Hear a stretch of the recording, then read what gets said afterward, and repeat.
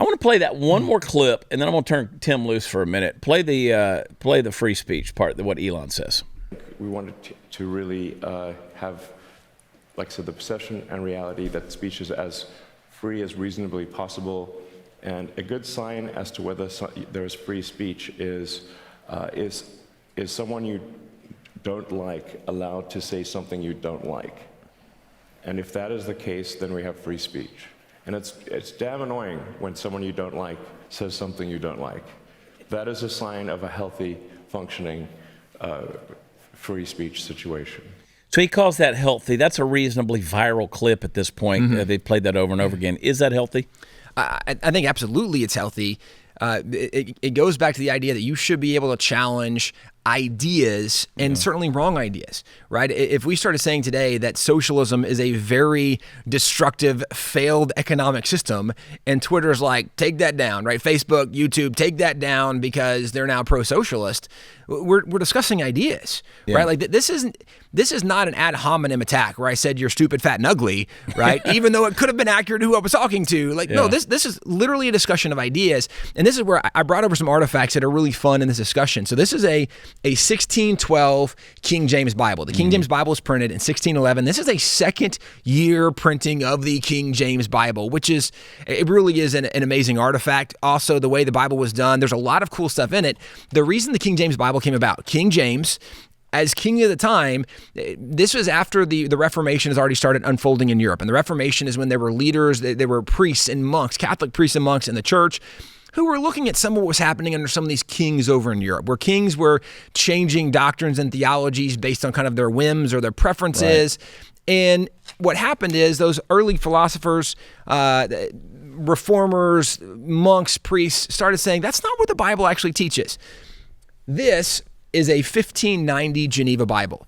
This Geneva Bible, there was like 140 something, 150 or 60 printings it went through because it was so popular. But in the Geneva Bible, it was filled with commentaries in the side margin, and the commentaries were all things showing the application of Scripture to the day, but also pointing out in many places where the kings were wrong in what they were saying. And King James specifically banned the printing of the English Bible or the Bible in English language in England, banned the Geneva Bible because it said mean things about him or what he did was wrong. And this is when King James said, well, I will give you what you're allowed to have. And it's the King James Bible, which removed all those commentaries. There was in some additional support material that came out and reminded people, hey, remember, kings were God's ideas. But literally, you had government officials who were banning books that said things they did not like that were against them, even when you come to the Pilgrims coming to America. These two books, the first one is, this bigger one is from 1618. That book actually from 1618? From 1618. That book's been around a minute. It's been around a minute.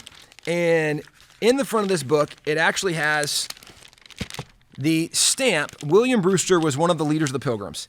And what's significant is it's known as the Brewster Bear. It's a bear down here on the bottom. Yeah. And what's significant about it is it used to, the early printings had Brewster's name with it because he was a printer, and this is what he published. Well, this was a book dealing specifically, it was commentary on the New Testament, but the commentary showed how the church had been distorting a lot of what the New Testament actually taught and showing where a lot of what the kings were doing was wrong. Yeah. Well, this one doesn't have Brewster's name on it. It just has the logo, the bear of his printing company.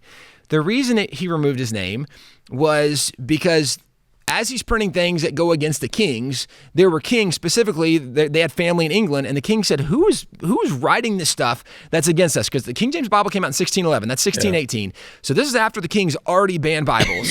He's already banned books, and now they're doing commentary saying, again, what he's doing is wrong. And so at this point, Brewster said, I'm a little nervous for my friends, my family. I don't want my name on this because he might cancel me in the way kings canceled. More of those. Let me edit this Facebook post because I never know when the king's going to come after me. Well, it gets even more interesting because then this is 1619. Yeah. And the Perth Assembly, this is one, specifically there were 5 doctrines in the Church of England that they said those are not biblical doctrines. This one was also printed by William Brewster. He didn't even put the bear on this one. And actually, the king sent agents into Holland where they were to find who had printed these pieces. And so at this point, they're literally looking for him to get rid of him. And this is along the lines when the Pilgrims realized, things aren't quite as comfortable even in Holland as we had hoped they might be. This is when they're really looking to redirect to America.